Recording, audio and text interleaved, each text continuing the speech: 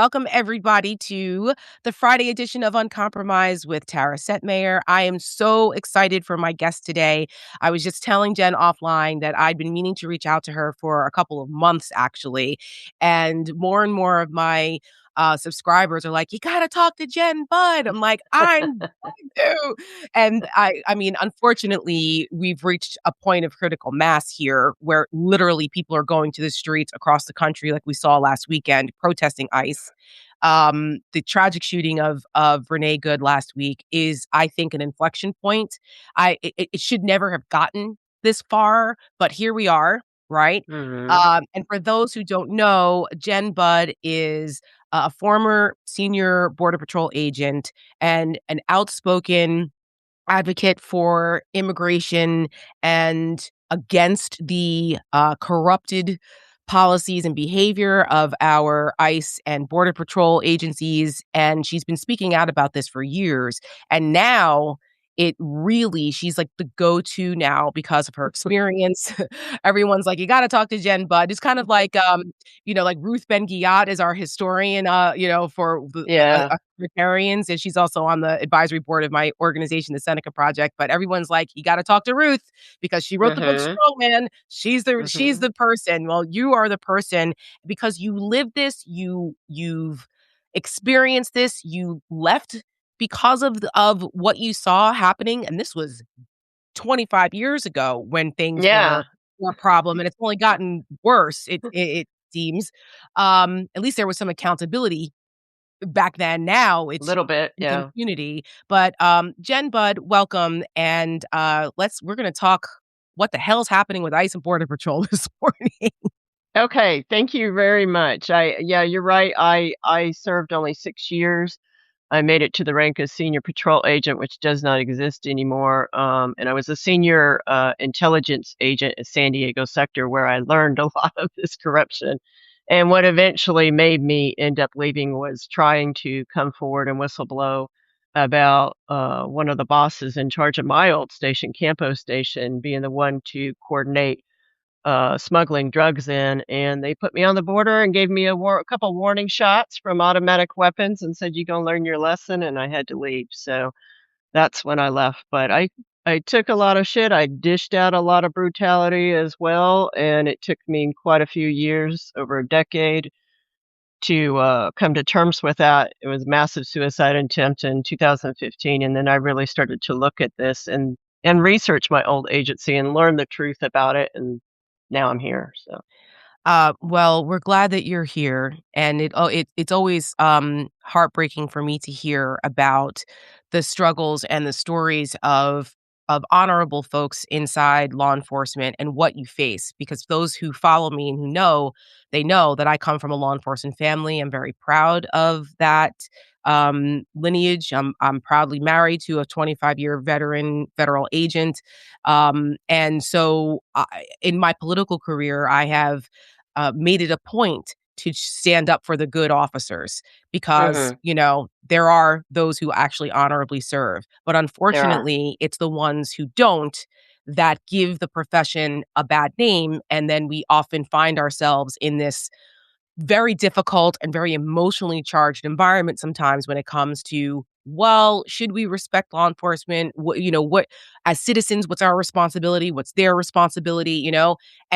But this now, this what we're seeing is on its next level. I mean, Yeah. I never imagined that I would be out protesting on the streets, Yeah. agreeing with the abolish ICE folks. I mean, I know. it is like the Twilight Zone. But there I was, freezing my ass off with my mom and my family on last Sunday, protesting ICE because Wow. silence is not an option. It's just not an Wow. option anymore, Jen. And so I applaud you for having the strength and courage to come forward because it's not easy when you break that blue line or the thin green line, as it's known in the Border Patrol, because I used to be very involved when I was a Capitol Hill staffer with advocating for Border Patrol agents back in the day. If it makes anybody feel any better, the Border Patrol, the immigration agencies have always kind of been like this. And so back in the day, the other agencies quite honestly called us the butthole of the federal service.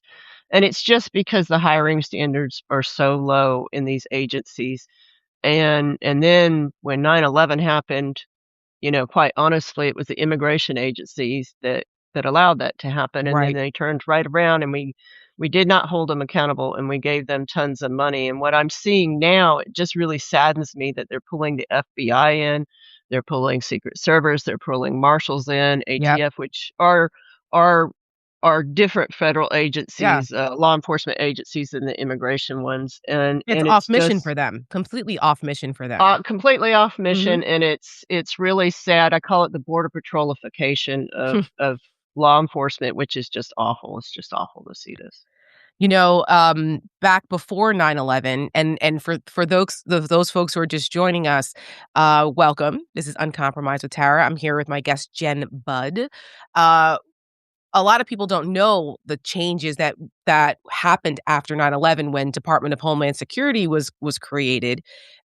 These agencies all came under one big tent, and they Mhm, thought to avoid that level of, not communicating with each other, it was born out of a good idea, but a lot of mhm, folks were like, you put all these agencies under one place, you're gonna have a lot of bureaucracy, you're gonna have a lot of jockeying for funds, um, we've seen it suffer, some of the mission creep in some other agencies. You've seen this not really work well. DHS mhm, is, it's kind of a clusterfuck, and it always has been. It's a relatively new agency compared to other cabinet agencies, but when you have all of those swinging dick, federal agencies, this is, this You is sometimes what you are get. from law enforcement, aren't you, Tara?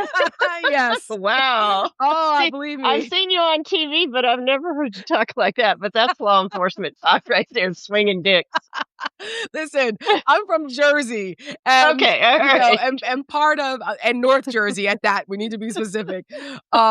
But no, it's funny you say that because, yes, when I'm on MSNBC or CNN, I do speak Yeah, very plainly, but here on yeah. Substack, we get to be Our true 100%. selves. That's right, unfiltered because we don't wanna get the cable news channels in trouble. However, Yeah. I can speak Jersey when I'm on HBO. On Oh, Bill okay. Maher's show, it's, you let it fly, but yeah, but no, Yeah, here yeah, that's part of the beauty of Substack and, like, the beauty of being independent, media now because we don't yeah, have those corporate, the corporate media guidelines. We can really be authentic and honest, and this is what it is, you know what I mean? Like, yeah, this is how we feel, this is what's going on, and like you said, this is how people talk in real life and in these real situations, so that's funny that right, you say that though.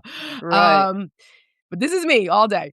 Uh, so yeah, so the when once you had all of this stuff happening with DHS and even in the intelligence services and stuff like that, they have their own problems with some of these things and the way Yeah, that they revamp them. But what's happening now, it's kind of like the culmination of all of these years of DHS being out of control. And mhm, at least we had congressional oversight where you had, I worked in Capitol Hill, as I mentioned. I know how it works. mhm, I've prepped congressmen for plenty of hearings on these kinds of things where there's rogue behavior. And at right, least there was accountability. mhm. Now it's completely out the window. I mean, Oh, yeah. the violations that we see every day. I've talked about this before, and I want my audience to hear your perspective because you lived it and you know it through and through. I've been talking about the use of force continuum and the deadly force policies that we've seen evolve over the years in response to bad behavior Mhm, that just one or two of the videos that we see from the brave citizen journalists out there would get people fired. Like, there right, would be agency revamps unlike anything we've ever seen before. They'd be down in FLETC, changing the training procedures just off of one of these yeah. videos of the way they're violating people's civil rights. Talk a little bit about what you're seeing as far as ICE and Border Patrol's behavior, particularly now on the streets of Minnesota. It's really ripped the Band-Aid off here. Well, I think a lot of this is not to say that the border patrol, because I was a border patrol agent and I resigned just before 9/11, thankfully. And it's after 9/11 that we see a lot of these characters like former Border Patrol Chief Rodney Scott, who's in the HBO film Critical Incident, covering up a murder of a man that was caught on tape and he gets away with it. And Mhm. that involves CBP, ICE, and Border Patrol on Yes. top of it. And then Rodney Scott during well, he was partly in, I think, during the end of Trump and then Biden made him resign, because I assume he knew how awful and corrupt he was. Um, You see his body language, by the way. I watched the documentary. I Scott, suggest everybody go watch Critical Incident. It's on HBO Max. You can get it on, is it anywhere else or only HBO Max? Amazon Prime Amazon as Prime, well. good. Okay, cool. Yeah. Go watch it. It's only 86 minutes long. It's a compelling watch. You will see Jen and the intrepid work her and, the journalist, remind me of his name? John Carlos Frey. John Carlos, right? The work that they do to uncover this pretty vast and concerning conspiracy to cover stuff up inside Border Patrol when they kill people. But it's really, really good, especially right now. Like the timing of this coming out Mhm. could not have been any better. And I saw Rodney Scott's body language. I was watching and you could just tell he was lying his ass You off. can feel the lies Woo! just oozing out of it. If he had a little thing right here, it would go lie, lie, lie, lie, Yep. lie right Yep. across his head. Yep. He did not realize that he thought the interview was gonna be about him, because he Of course thought he that the did. documentary crew was doing a great Border Patrol film. Rodney Scott, it's interesting, after Biden made him resign, he got on Twitter and made a rape threat against me, and then I took him to court down here in San Diego Superior, and I knew the judge wasn't gonna do anything about it, but it I still have to stand up against that, and he flat out said he has CBP OPR investigating me, and I'm like, "I haven't been an agent in 25 years. What are Right. you?" What are you And talking so about? I know they're still investigating me. He was, so getting back to after Yeah. 9/11, he was one of the guys that went to Washington, DC, I wanna say during the Obama years, and he was developing the intelligence and surveillance that's now being used against American citizens. And Rodney Scott is a lot like Chief Bavino. All these higher management in the immigration agencies tend to think they are very religious, and they go to the churches down here that cater to them. There's one called Awaken, and there's other ones, and Mhm. these churches believe, and they tell the agents, "You are just like Donald Trump. You're faulty." A lot of the agents are criminal agents. A lot of agents are hired with known sexual assault backgrounds beforehand. After 9/11, they hired a whole slew of agents that had cartel ties, all sorts of problems that we had after 9/11 with the hires that we're gonna have right now as we go as well Right. too, because they're not gonna do the types of background checks. As we But just saw that journalist, coming out about how she got hired without even y knowing she was hired and no background check or anything, and that's her. yeah, So imagine, I'm sure there's Oath Keepers and Proud Boys and all these other yahoos that have now infiltrated ICE and, yeah. I mean, my Apparently, god. Enrique Tarrio is in ICE now. He's denying it, but yeah, that is very curious. That raised my blood pressure quite high considering a year ago, that traitorous bastard was sitting in a federal prison for 22 years until Donald Trump pardoned him on his first day in office, and just to think Well, that I will guy would say has a badge and a after gun, my god. I apologize for interrupting Oh, you. no, no. I will say after January 6th, then Vice President of the Border Patrol Union, Art Del Cueto, who's very famous on Fox News and News Nation, he had, at least one of the January 6th writers on his show that was, I think he was a Proud Boy, and he was saying, "We really like you guys," and he was like, "I like you guys because 'cause you're not racist." I was like, "Oh god." It just, but nobody cared back then, and No. quite frankly, the reason why these agencies have been able to do this is 'cause mainstream media doesn't come down here and doesn't cover this unless something like child separation happens. Yep. Then, you'll get your Jacob Soboroffs and stuff that come down here and do a good job reporting it and stuff. Yes. But He's one of the otherwise, best. yeah, they Jacob is really one of the don't best.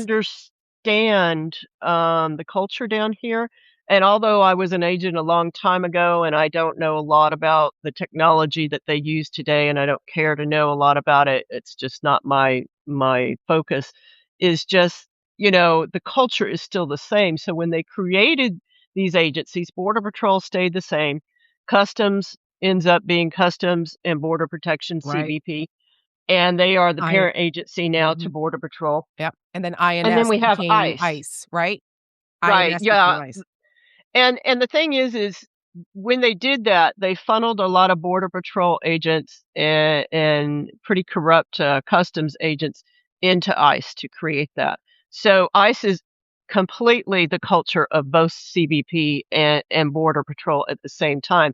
Then, as they created their oversight agencies, they filled the investigators and the management positions with ex-agents, and in the border patrol, we call really, hardcore agents that are willing to do anything, including covering up crimes and obstructing justice and stuff. We call those agents bleed green agents. Mm. And so we they filled those agencies with it. And just to tell you, like, the motto of the Border Patrol is what, Tara, do you know? Oh, man, it's been a long time. Remind me. Honor first, Oh, right? yeah, honor first. Yes. Yes, The yes. men do not say honor first. The men say on her first. Oh my god. And the very first woman in the United States Border Patrol, our first Latina, Ernestina Lopez, was raped in 1975 as part of her hazing. She complained, she was fired. 20 years later, I was raped into the United States Border Patrol. I did not complain. I took it. I was considered to be tougher than most women, and Oh that's why my they call god. us the fierce 5%, because only 5% of us make it through all that. Oh So my gosh. That, I that's was the culture. unaware of that aspect of the culture, and that is horrific. Oh, sure you were. They don't advertise it, but do Yeah. you remember the 1015 group? I'm 1015 from Facebook, and Yeah. everybody was so aghast. Yes. Reporters were calling me at the time, and I'm like, "This is like every day. What are you talking about?" Oh my So, gosh. yeah. I do know another derogatory term that was often used, um, tonks? Tonks, the Yeah. sound our flashlights make when we hit a migrant in the head. Yeah. Yeah. Yep, yep. That I know that one. God, like I said, That's it's been so a our long time. Latino agents don't think that we're racist. We as white agents are told to stop using the typical Latino slurs and to start using talk. And so that's like they feel like they're part of our group. You know, it's, more if more people understood this culture inside these agencies, I think there would be more outrage, which is why these conversations are so important because looking at the comments in the chat, people are flabbergasted. Yeah. And by the way, this is the most funded agency out of all the Mhm. federal law enforcement agencies. They have a bigger budget than the FBI, than the Secret Service, than, The name. many countries. Yes, that's correct. And that was before Donald Mhm. Trump and this administration infused all of this money now, making that even larger, and these guys getting these $50,000 bonuses, these yahoos that, either have virtually no law enforcement background or none at all, criminal Mhm. records, we don't know. As Jen was saying, the hiring process was a shit show before this administration. Now it's 10 times worse. We have no idea who's getting hired into this. It feels like very much like, did you see the movie Civil War? I have not. No. Oh my gosh, I'll write it yeah, down. yeah, you should watch it. It's an A24 movie, came out, last year in 2024. It's Okay. online, you can get it. It's, prepare yourself because it's pretty intense. But there's a scene where it's basically about the country devolving into civil war and how it happens, and this story of a journalist traveling from New York to Washington, DC, and they encounter a checkpoint where there is, I guess, citizen patrols, if you wanna call them that, but not the good ones, Mhm. and there's a guy who says they say, "We're Americans," and he says, "What kind of an American are you?" And this came out in April of '24, and it Okay. sent shivers down my spine Yeah, because I heard about it, and I was kinda like, I mean, it's a tough watch for those of us who understand how plausible this could actually be, but I still encourage that folks watch it anyway just because it's, We should. You just should. But Mm. that is what I'm hearing right now. Right? What Yeah. kind of an American are you? "Oh, I don't care. Let me see your papers." And that Mhm. attitude that is coming that we're seeing, and thank God for the brave citizen journalists who are out here filming this, because we would Mhm. never know what you Right. went through, the horrors that you went through, what other, agents have gone through, particularly female agents. We would never if it weren't for people speaking up and documenting what's going on, we would have no idea that the scale of this now, right? It's only now that we know this and that this has been going on to some degree prior to this, but the scale of this, like, what else should people be watching for right now that they were unaware of that's culturally happening inside of ICE and Border Patrol? Well, they've also I can't say for ICE, but I can say for Border Patrol, at least, we've always worked with the militias. We were working with the militias down here, white supremacy militias down here in the '90s. Um, and they weaseled their way into the Border Patrol for quite some time. The other thing you should be aware of is there are a lot of churches down here on the southern border that have been feeding these agents this information. This is why they identify so much with Donald Trump. Mm, They know that Donald Trump is a failed, sinful man, but they are taught in these churches that just like him, because a lot of these agents are committing crimes as they're out there doing this, saying that they're saving us from all these criminals. Um, these churches tell them you're failed just like Isaiah was in Isaiah 6:8, and we just saw Greg Bovino, Chief Bovino, the one that's doing all these raids, mhm. put out on taxpayer money a promotional video where he has an agent sitting there reading the Bible in his Border Patrol uniform, and he's reading Isaiah 6:8. Oh my And they god. really believe that they are here to purge this. This is not really a deportation. It's not really about that. This is about so when we saw that national security presidential memo come out, number 7, and Mhm. they started labeling people who, as they say, extreme views on gender, that means LGBTQ, so that's my population. Extreme views on migration means if you don't support what they're doing, anti-fascist. If you're anti-fascist, then you're going to be on this. And then within 2 weeks, we see Mary Mar Martinez be shot Mhm. for just tailing ICE. Yep. Um, and then we see now Renee Good, and they knew she was a lesbian because they went around the back of her car and there's a rainbow sticker. And then Yep. afterwards, they say, "We killed that fucking lesbian bitch," is what they said. Yeah. So this is how they see each other, and then you see her shooter is a right-wing conservative Christian. So down here on the border, there are churches that cater to them. I just saw a still shot of another agent with a wristband that is some kind of really Opus Dei kind of Oh, yeah. person. And so what we've seen, especially after 9/11, I don't think somebody like me could have gotten into these agencies now. I grew up, I'm from Alabama, didn't know anything about the Border Patrol back in the '90s, but I grew up mostly liberal. Obviously, I'm lesbian, and I graduated top of my class with honors from Auburn University and was going to law school to be a civil rights attorney, believe it or not. And I joined this thing I didn't know was the Yeah. Border Patrol just to get to California, right? Right. And as a gay woman, and, California and dreaming turned into a nightmare.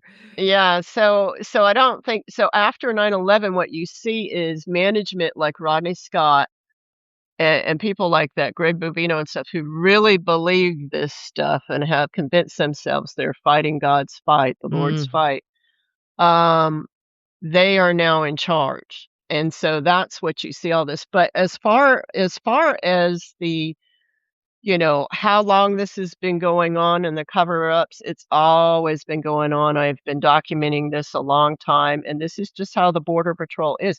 Their view is that as you said, they call them tonks, but at the same time, they call them subhuman.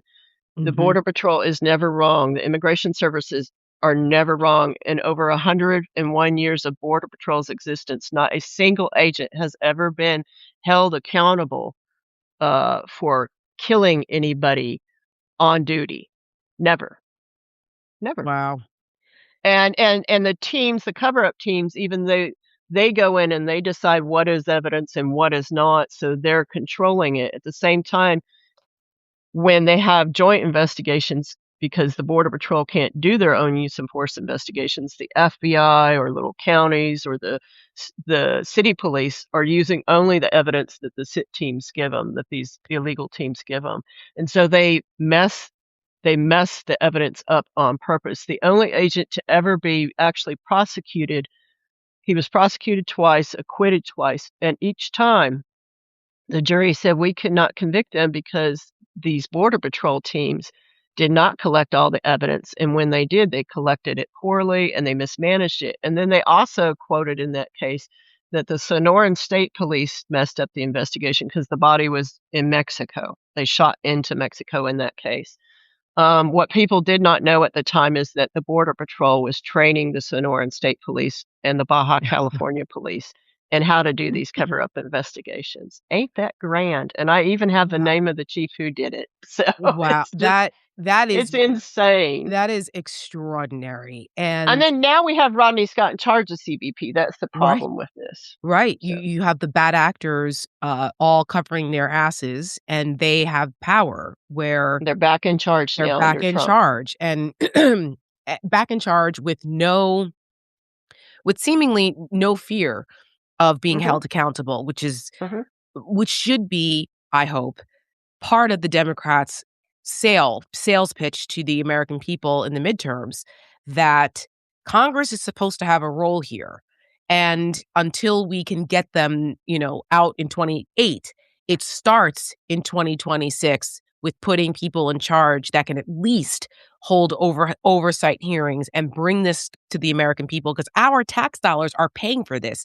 These motherfuckers work for us. We're yeah, funding this, and they need to be reminded of that. They need to be mhm, reminded that they actually, no, they don't answer to to Donald Trump and the whatever evangelical mission they think they're on. That's what mhm, they can believe whatever they want in their personal lives, but every day they answer to us as the American mhm, people, as long as we still have a constitutional republic intact, which is partially why they want to destroy it and become some Christian nationalist, theocratic dystopian network state. Uh, mhm, but that's what we're heading toward. And when you have all these people in charge making decisions, we have to continue to expose what's going on here. That aspect about the churches is a part of this that I did not know, and I'm not yeah, surprised. I mean, I've been paying attention to. I used to be part of an evangelical church. From the mhm, time I was a teenager, I went to a non-denominational. My family did, born again Christian evangelical church, for many years, and I will not step foot in one of those churches ever again. After yeah, what we have seen and what's been exposed, the hypocrisy and the nuttery and all of the mhm, just dishonest, indecent, political power that they've chosen over the gospel. Okay, yeah, it has been something that I've talked about very openly since Donald Trump came on the scene, and how disappointed I am, and how I blame a lot of what's happening on the evangelical churches, because they should have been the moral bulwark that stopped this. But yeah, yet they try to make him sound like he's some kind of a Cyrus and some kind of, this is somehow God's plan. God is not pleased. I've got news for you. He's not yeah, pleased with any of this. And yeah, I don't want to be anywhere near these people when their day of reckoning comes. I'll tell you that, because yeah, they're going to have a lot to answer for. But the fact that this Christian nationalist bullshit is infiltrating this law enforcement operation now makes yep, a lot of sense. It makes a yep, lot of sense, because once my good friend Denver Riggleman, former congressman, he talks a lot about this. He's also an advisor on my organization, the Seneca Project, and a very good friend. Denver's the best, but Denver talks about this a lot because he came from the Mormon Church, and yeah, I so was Mormon he's, too when I yeah. was a kid. Okay, so you understand kind of the Mhm, the religious, fanaticism that can go into this, and how people are very committed to it, but and it's how hard it is to get away from it, but when you do get away from it, you realize, "Oh my god." you can speak with more authority on it because you're like, listen, I live this. Trust me, I can see it. And it's the same thing Mhm. here. And the fact that Denver always warns that this is bigger than just a political ideology. When you start getting into the spiritual realm and they start saying that this is a calling from God, that means that the Constitution doesn't matter. Our rule of law doesn't matter. Only God's law matters. And Mhm. if you frame it this way, it becomes that much more dangerous. So that's Well, and I think one thing that people need to learn too, because I know that you're more on the conservative side. I think people one of the things that I hear liberals tell me all the time is, well, if they had just passed Joe Biden's border bill, then all this wouldn't have happened. And I'm like, oh. it's so short-sighted. So it's just that was just more money for this same thing, and Right. Joe Biden had the opportunity at the end of the movie. There's a couple of fallacies in the movie. One, they don't identify Rodney Scott as the current Right. CBP chief. That was like kind of like what? Yeah. And then the second thing is that they say Joe Biden disbanded these units, and it's true. Joe Biden did disband these units after the complaint came forward. But the problem is all they did was have the agents resign Border Patrol and then hired them under CBP. So they just changed Right. shirts, and now Rodney Scott is in charge of them again. And I keep telling Democrats, like, if you believe if you believe that Democrats are actually easier on immigration, then you're actually just repeating these right-wing talking points that say that because you know as well as I do that Democrats basically make a lot of great promises. Like they talk about amnesty, they talk Mhm. about how child separation is terrible and disgusting and all this other stuff, and then they turn right around and when they get elected, they do the same thing. Bill Clinton passed deterrence policies. That is a Heritage Foundation policy.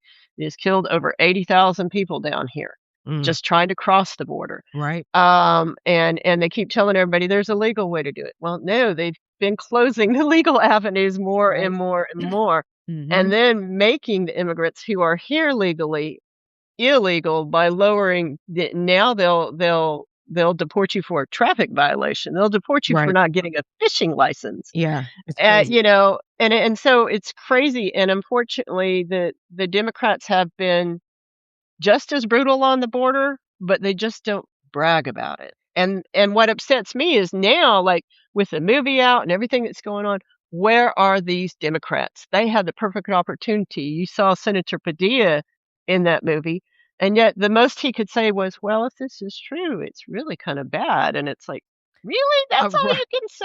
Come right. on, man." I And he yeah. won't talk about it. He won't talk about the film. Nobody will talk about the film right now. It just I don't the I Democrats are just mm. so weak. They're so weak. Well, I mean, that's partially why, although I have renounced my Republican Party affiliation, that's why I'm an independent. Because Yeah, I even though I joke, I say I'm an independent, but I caucus with the Democrats. yeah, I caucus yeah. with the Democrats now because they're not a party that's at least actively trying to undermine our democracy, and they're not actively supporting fascism. But the political part of, like, the policy part of how Democrats are approaching fighting the enemy that we are fighting right now, it is from a position of weakness constantly drives me nuts. I'm like, "Listen, Constantly. I was a Republican for 27 years. We know how to win, and Mhm. Republicans fight in just a different way," which is Yep. why, I take my knowledge of all of that and how we communicate, how we message, how you fight and I'm trying to get Democrats to understand that you gotta put the old playbook away, okay? You can't keep Mhm. bringing the policy pen to this guerrilla warfare fight because you're gonna get destroyed, and you gotta wake up. You gotta play the game you're in. The old rules don't apply anymore. You Chuck are Sch Ch 100% right Right? in that. I Chuck mean, Schumer, represented go rules ahead. don't apply. No, I'm saying, like, the Chuck Schumers of the world, those rules don't apply anymore, buddy. You're clearly not equipped to handle the fight that we're in today. So that's why we need to get people in here who understands that, because we can't have people whose balls haven't dropped in a situation now where they're, like, too scared to make a decision, or they, "Oh, well, I'll have to look into that if that's true." Fuck that shit. You got detained by federal officers as a senator, Senator Padilla. You had active duty troops marching through the streets of LA. How about you Yeah. stand up and you do what Mayor Fry did in Minneapolis and say, "Get the fuck out of my state, and we're gonna make Mhm. sure that I have every power I have as a senator to hold you accountable for what you're doing to the American people." How about you Yeah. do that, Senator? I mean, Yeah. I can lend They're some Jersey afraid. They're swag to these too guys. afraid.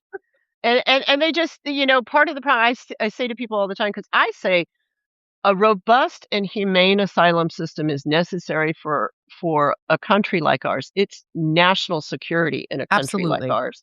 If Absolutely. we want to know who's coming into our country, we literally have to set up a system to inspect them. And Yes. contrary to what they're telling you right now, there are still a lot of people crossing the border right now. They just not reporting it. They Oh, just don't care anymore right. because Trump's in there.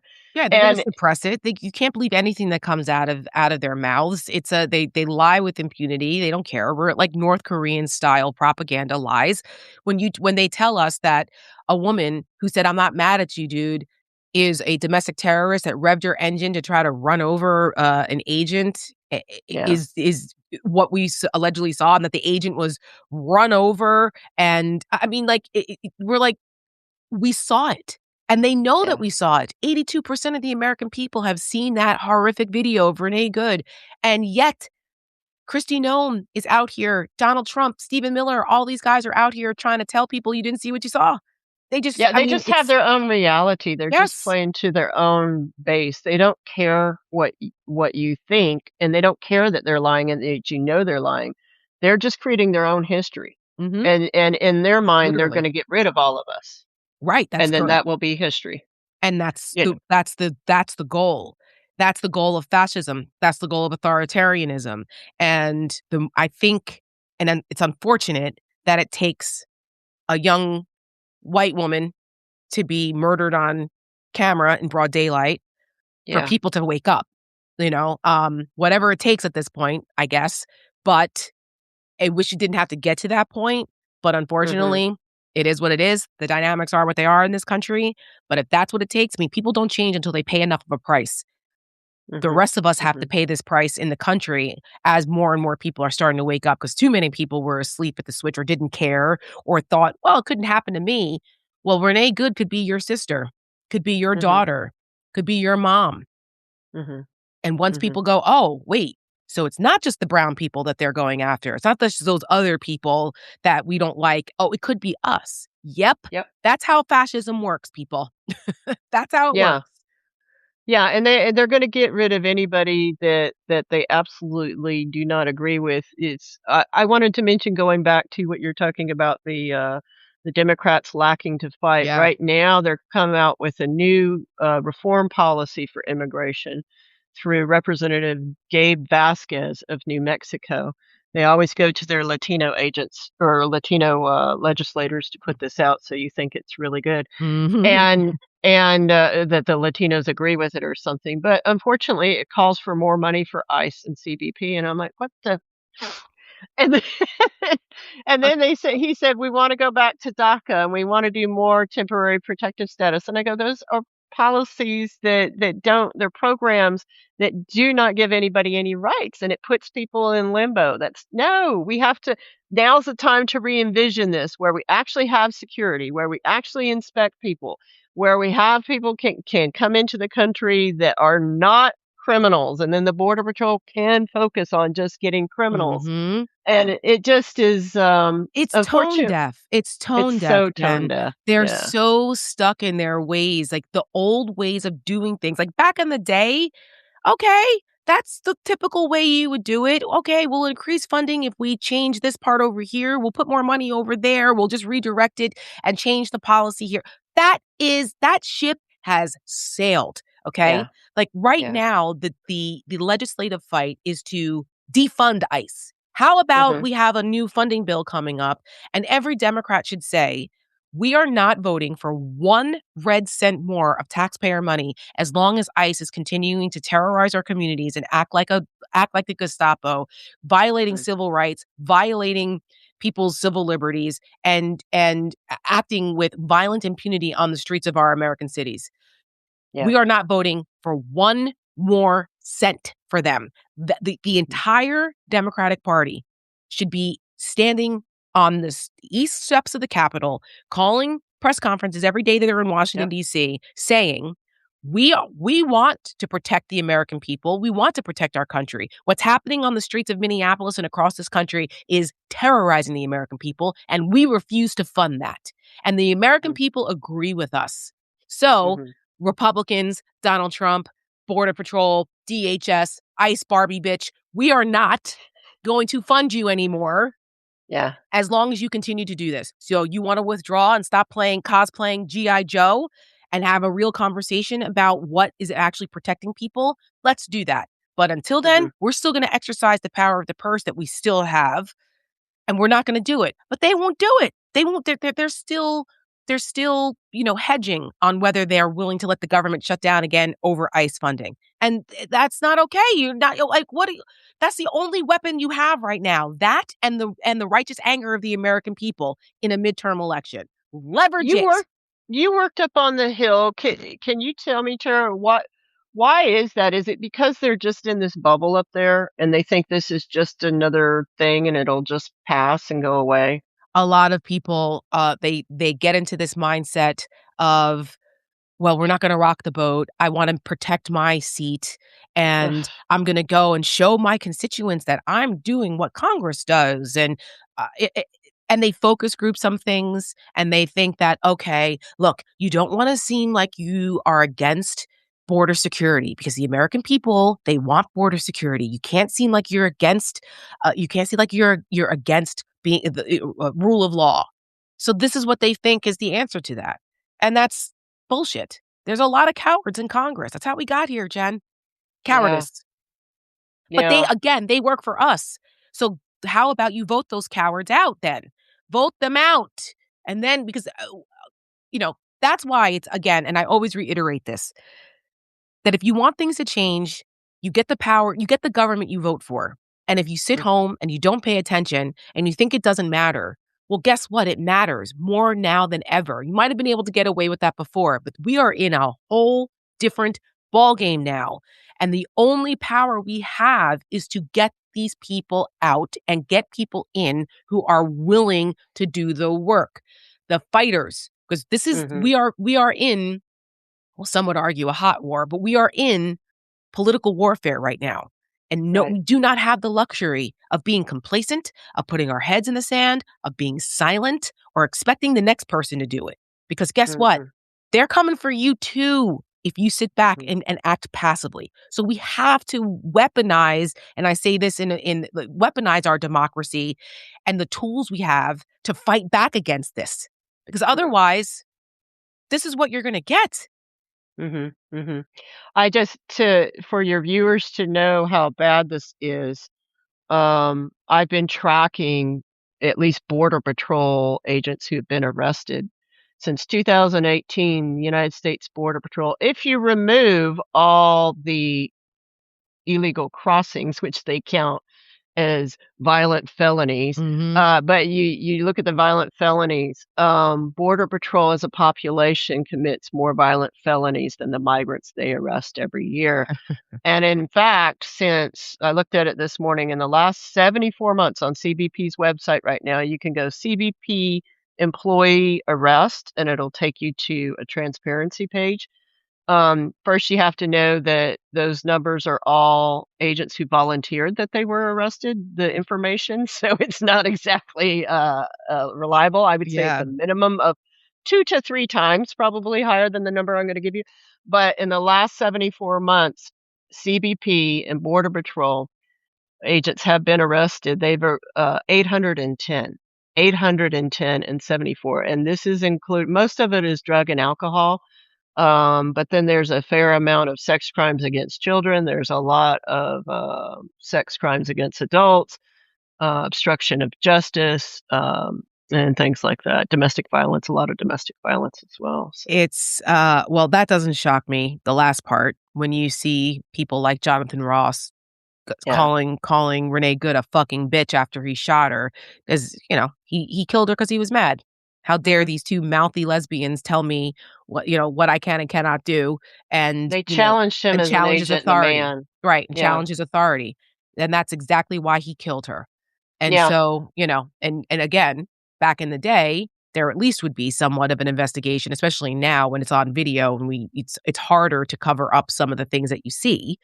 Mhm. Um, he would have been fired. I mean, there's just no question about. My Yeah. husband watched that in horror and was like, okay, first of all, his our training is not what he just did. Second of all, he goes, we learn you learn these basic things in when you're in FLETC for the first 3 That's not months." even his training, though. I Right. mean, That's he right. knows that, and I could tell he was That's well right. trained because people were like, "Oh, he's not trained at all," and I'm like, "I can tell he's probably a former border patrol agent before we even knew because of the way he immediately snapped Yep. right to that position." I was like, "Oh, dude, he's a firearms instructor." I Yep. could see that Ye immediately. and it's like and he knew exactly what he was doing by creating this, instigating and creating situations so they can turn around and victim blame for their negligence and their overreaction. It's unbelievable. And this whole thing, if you can just talk a little bit about this, the masking and some of Oh, this, okay. like the militarization of this. I can remember one of the first jobs I had as an intern on Capitol Hill back in 1995. I worked for a senator. That's when I joined the border patrol. Oh my gosh, I was a 20-year-old, wide-eyed, bushy-tailed Senate intern, and I was working for a Senate Republican from Idaho on the Ruby Ridge hearings because they Oh, were looking yeah. into that, and my first real assignment was researching the deadly force policies of all the federal government agencies, federal law enforcement Mhm. agencies, and at the time, there were something like 78, I think, different federal law enforcement agencies. They didn't even know how many. They were like, "First, find out how many federal law enforcement like, gun-carrying federal law enforcement Jeez. agencies do we have?" They didn't know. And Yeah. what are their deadly force policies?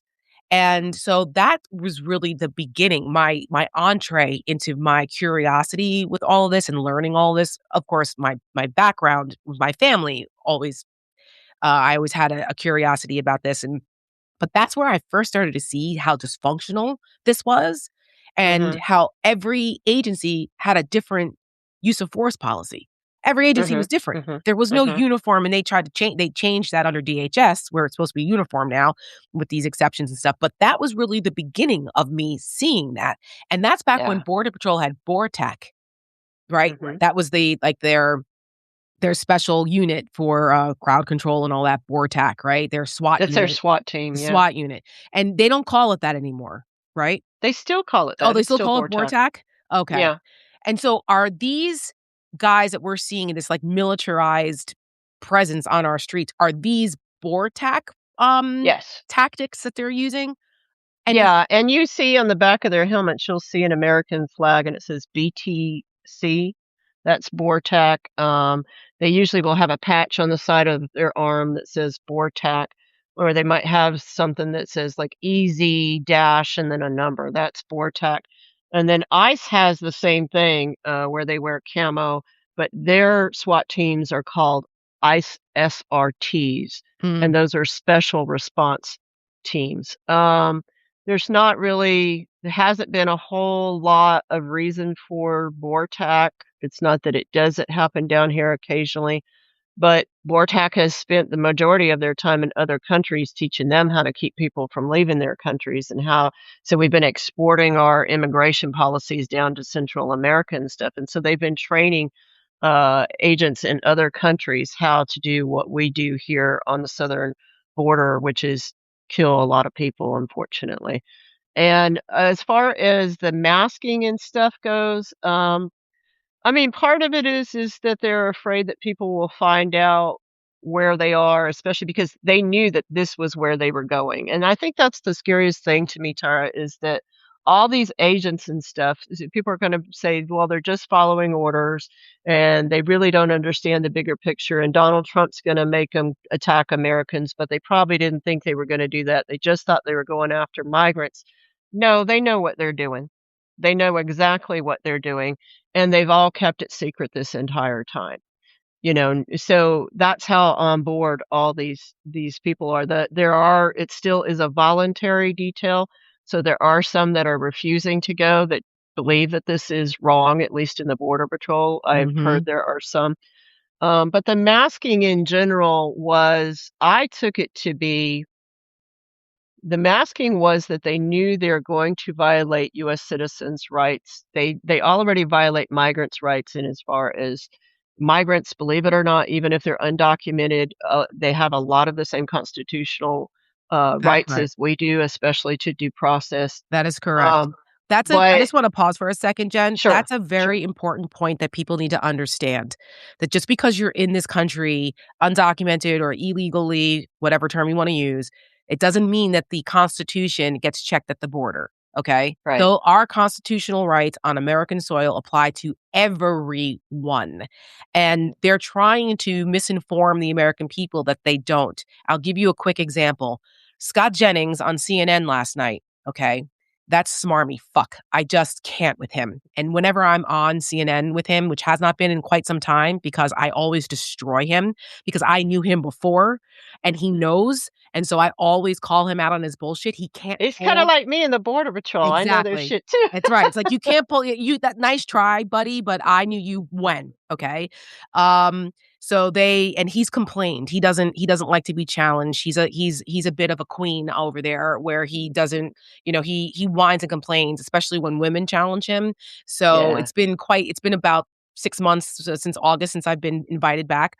But anyway, but Scott Jennings was on last night, and they were showing the very jarring video of this, eight agents battery ramming down the door to get this one guy who was I guess a Liberian immigrant, I believe. He wasn't even Somali. Right. And they didn't have a warrant because now this whole thing, and I think there's going to be more uncovered about these fake warrants that they're using. Actually, we could talk about that. Do you have like 15 more minutes? I have plenty of time. Go ahead. Okay, great. I want to talk about that in a second too, because I think people need to know this because it's tied into the violation of civil rights. Right. They knock the door down. They go get this guy and they haul him in. And Abby Phillip was trying to make the point that first of all, questioning the veracity of the quote warrant they allegedly claim they had or what jurisdiction they had, and saying that if they didn't have a warrant, this is not legal. They're not allowed to do this, and which is why the judge made them release the guy that they got after all of Mhm. that. And Scott Jennings said, was he an illegal? Was he illegal? And Abby was like, it doesn't matter. Doesn't They matter. violate you have to have a warrant to enter a private home. And he said, "I don't care. He was illegal. But he was illegal." And she kept And saying like, that's why you're not a judge. and right. That's why you're thank God. But the point is that he was dismissing Fourth Yeah. Amendment rights here about Yeah. unlawful search and seizure and due process and all of the things that we are all entitled to. It does not matter whether you Mhm. are in the country legally or not. So Yep. they are already laying the predicate here to try to say it doesn't the law doesn't apply. If you're an illegal, they can do whatever they want to you. That's Yeah. bullshit. Bullshit. Yeah, It well, applies to that's everyone. what exists down here on the southern border, or in any border. So within 100 miles of any water or land border barrier, so Right. that includes Minneapolis because it's close to the Great Lakes and Chicago as well, is your Fourth Amendment rights do not exist. If you have to go to the grocery store and you have to pass through a border patrol checkpoint, you have to roll down your window and you have to answer their question of what your citizenship is, which is also a violation of your Fifth Amendment right not to make any Mhm. statements incriminating Yep. yourself. And And so that's something that a lot of people don't know, that Border yeah. Patrol does have this extended right 100 miles from the border, which was supposed to be a way to control, interior like, if you get smuggled over and, you're, in a trafficking situation and they stop you, you Mhm. can't say, "Oh, well, you can't do this because we're not at the border anymore." So it tended to be a way Mhm. to help control some of these illegal smuggling operations, but now they're weaponizing it and they're completely, using this as it's like the stop and frisk kind of a thing, but for Border Patrol, it was supposed to be in good faith. It's not being used in good faith. It was in good faith, but it was also, I know a lot of people are thinking Kavanaugh gave the Border Patrol the right and ICE the right to racially profile, but we've always had the right to racially profile. Right. um, because when immigration makes vehicle stops, or stops a person on the sidewalk, they don't have to have probable cause that a crime has been committed because you cannot look at somebody and see if they're here if they're Right, undocumented. right. So then you just need what's called reasonable suspicion. And Yep. so we see a lot of the police departments down here now, they'll stop us based off of racial profiling now. Our regular police department will. Mm, And they because now they say they have immigration authority as well. So they start with the immigration authority, which is the lesser cause to be able to stop you, and then they move into the criminal, and that's what we see coming to your cities. But getting back to the yep, mask and why they yep. started masking is because they know they're going to violate these rights. They know they're going to do it against American citizens, and they know there's a chance that should Donald Trump and Republicans that are at least MAGA not be in charge anymore, there might be accountability down the aisle coming down in the future. And so Mhm. this is why they are masking, is because they don't want that. You talk about fake warrants. So what they'll come up with is a DHS immigration administrative warrant. It's not signed by a judge. And you can look on the internet, there's comparisons. Mondami just did a video showing you what an actual warrant looks like from a judge. But they will say, if you've noticed, they'll say, "Oh, we have a criminal warrant," or "Oh, we have an actual search warrant. We have a felony criminal warrant," this and that. Mhm. And then you will find out years later when the court case finally gets to trial, "Oh, no, we really didn't have that. We had an administrative." They lie because they're setting the narrative. So when you look at these cases and how this happens, you can see I can watch the Mary Mar Martinez shooting in Chicago, and I can watch the Good shooting in Minneapolis, and it follows pattern and practice on how they do this and how they get Wow. into the media right away. That's very important to set that narrative. And they will lie and say whatever they have to say because they feel that they are honorable, they are above the law, and they are doing what they need to do to protect this country. That That's how they feel. and they're being reinforced by the Stephen Millers and Donald Trump and Tom Homan and Ice Barbie. Mhm. They're being Mhm. that's being reinforced because they're telling them erroneously that they have total immunity. JD Vance, you have complete immunity. That's not a thing, people. Okay, that's No. not a thing. And JD Vance knows better. He has a law degree, so like they know better. It's qualified immunity. They don't have total immunity. That is not a thing, okay? Yeah.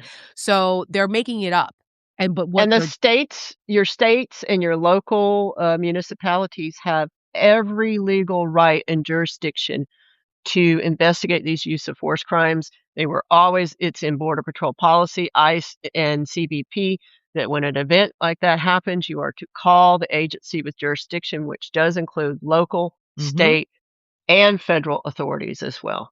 So, and and that's partially to protect the rights of the the people agent involved, right? That's right, and it protects the and the agent agent. too. Exactly, because you wanna make sure that, A, the agencies aren't investigating themselves because that's a problem.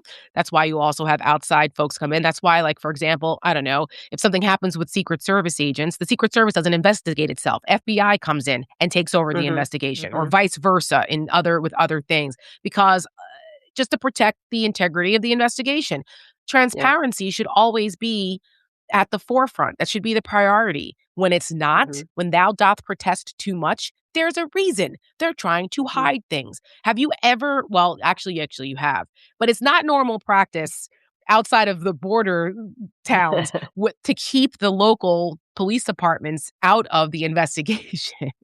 Yeah, and it's interesting too, like, when you look at Tucson sector had a minimum of 3 of these cover-up teams because Tucson sector is I call it the rapey sector, it's just ungodly how many agents they have arrested for pedophilia and Oh all my sorts of stuff. god.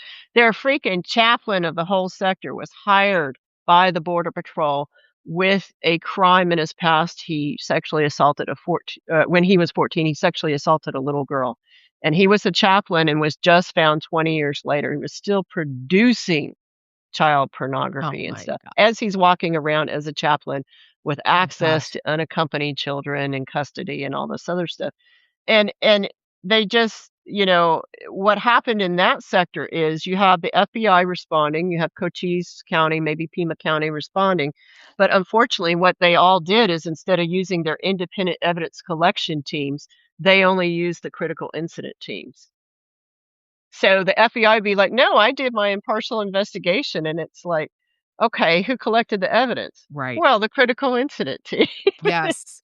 Come on. Listen, the for those who are watching, the almost 1,000 people who are watching right now, if you have not watched Critical Incident on HBO, Jen is prominently featured in this. She discovers these CITs, these critical incident teams, which she had never heard of, and actually I hadn't heard of, even in my advocacy for Actually, border I heard patrol. of it as an agent, that's why I came Oh, forward. right. It Oh, was because it's they make it seem like it's kind of a Frey looks like he's the one that discovers it, and, like, I didn't know what they were. That's actually oh. misquoted in there. I actually am the one that I wrote about it in my book 3 years ago about the team, so, Oh, yeah. well, I'm glad because, it's good to have the person actually involved because, they edit things and sometimes they Yeah, restate the yeah, story. it's So, yeah. well, good. The point is, at least the larger point is that this was you pointed this out and said, like, "We need to look into this more, and this is Mhm. why."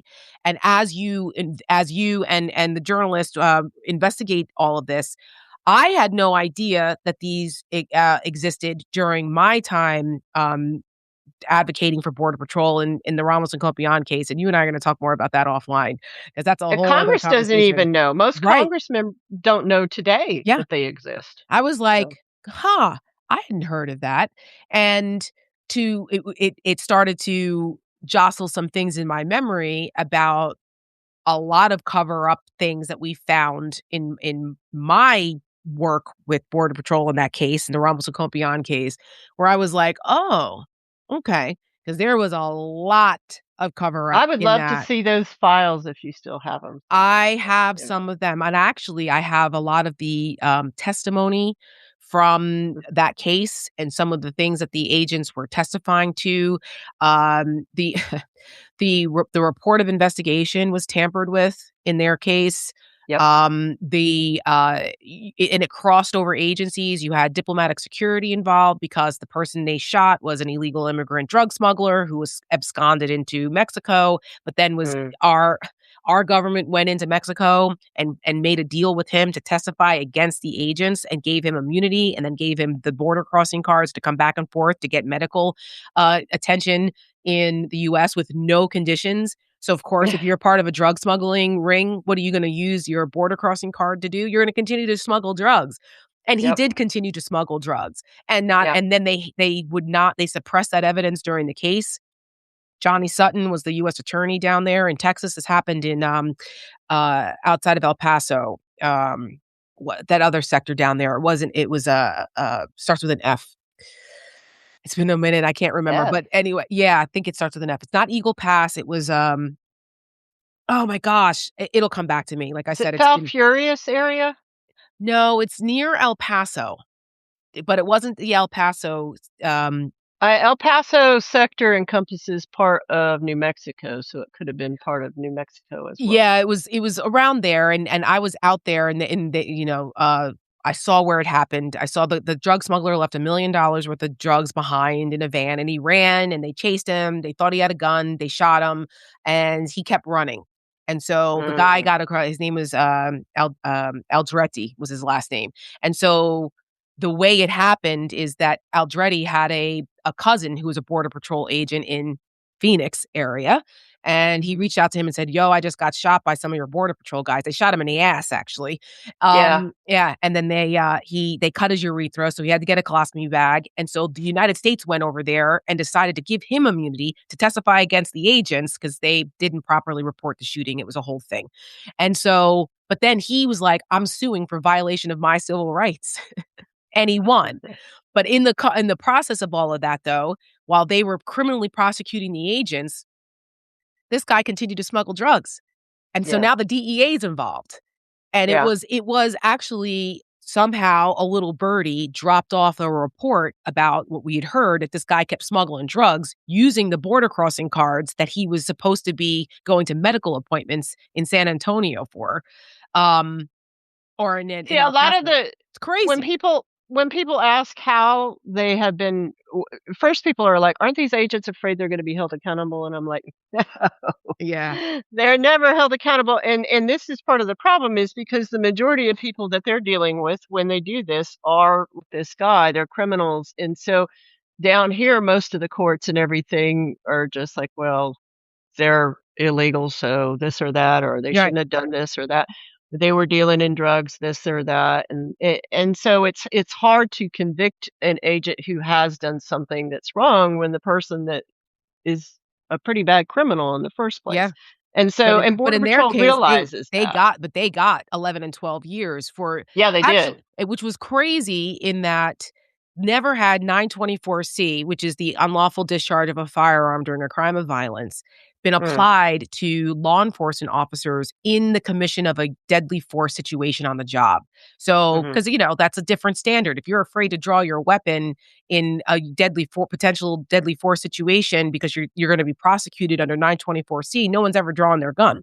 So mhm. that was a unique situation, and I don't think it's ever been applied since then, that we were saying, that is not the way you unlawful discharge of a firearm. The guy was smuggling drugs. He assaulted one of the officers. He turned back. They thought he had a gun in his hand in a bladed position. They weren't sure, so it was him or me, so they shot at him. So now you're getting charged with a mandatory minimum 10-year statute, 924C. It was that part of it was crazy. But there was a It bigger conspiracy in that whole situation that it was the was cover up part of the it that cover up.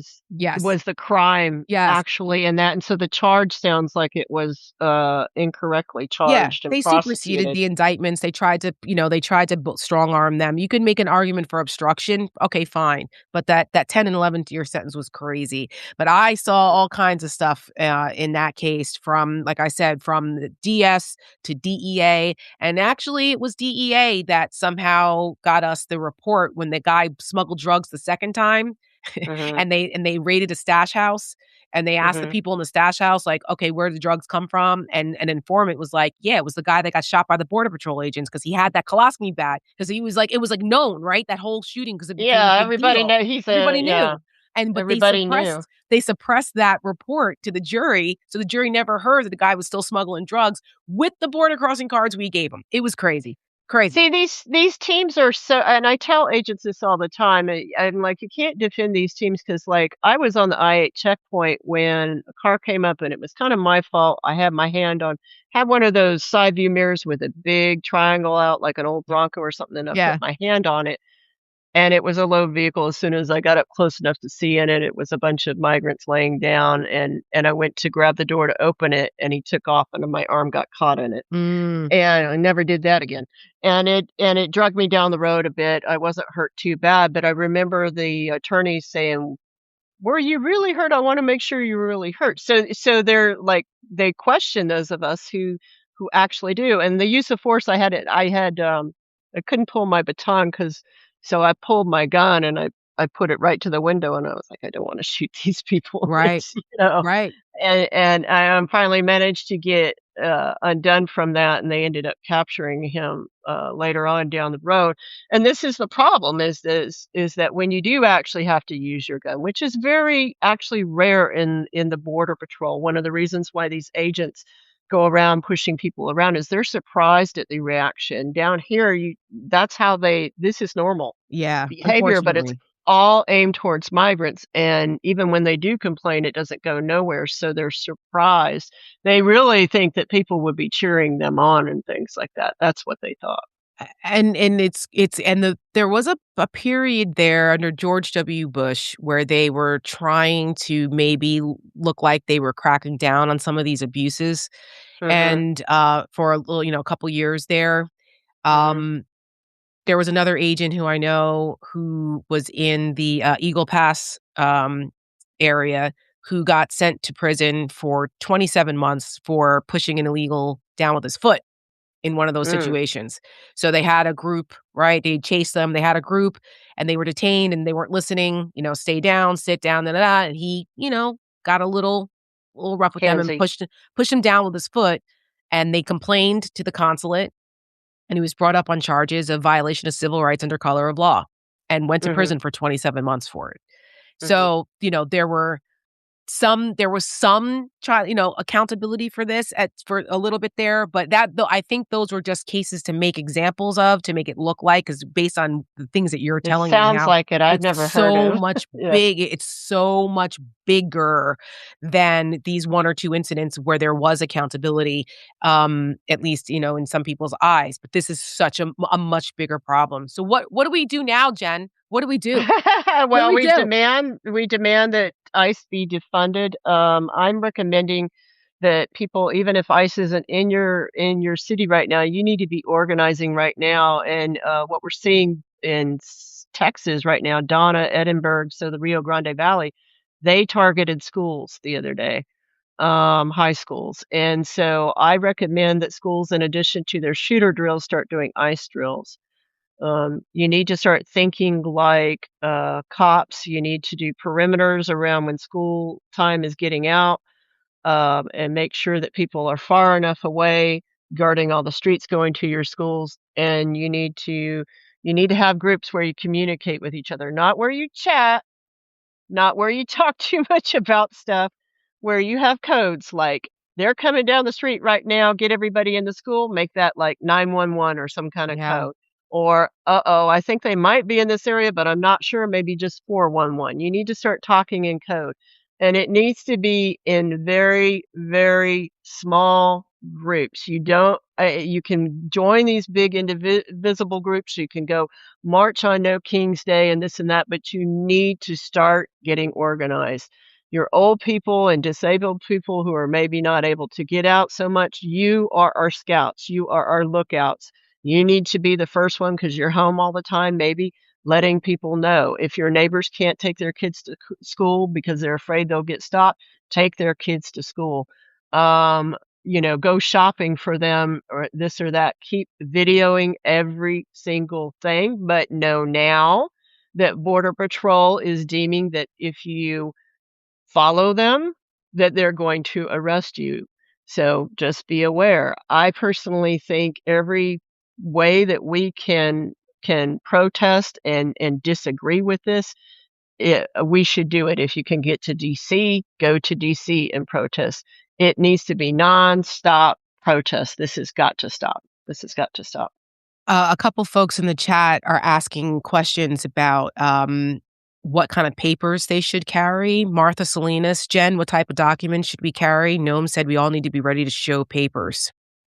Does it matter? Yeah, I'm gonna say people of color need to be ready to show papers. They might get to where they start stopping white people and stuff. I will tell you this. How many times have you seen Native people pull out their Native card and Border Patrol say, "Well, that's not a real certificate," or this or that? Or you pull out your real ID and they say, "How did I know that you didn't use fake documents to get that?" So Right.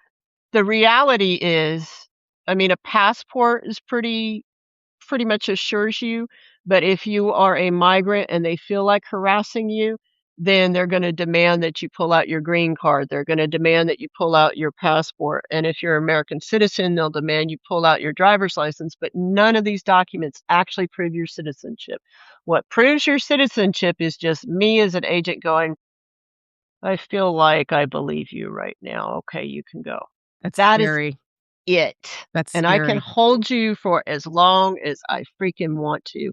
And I can challenge whether or not your documents are real and take as long as I want.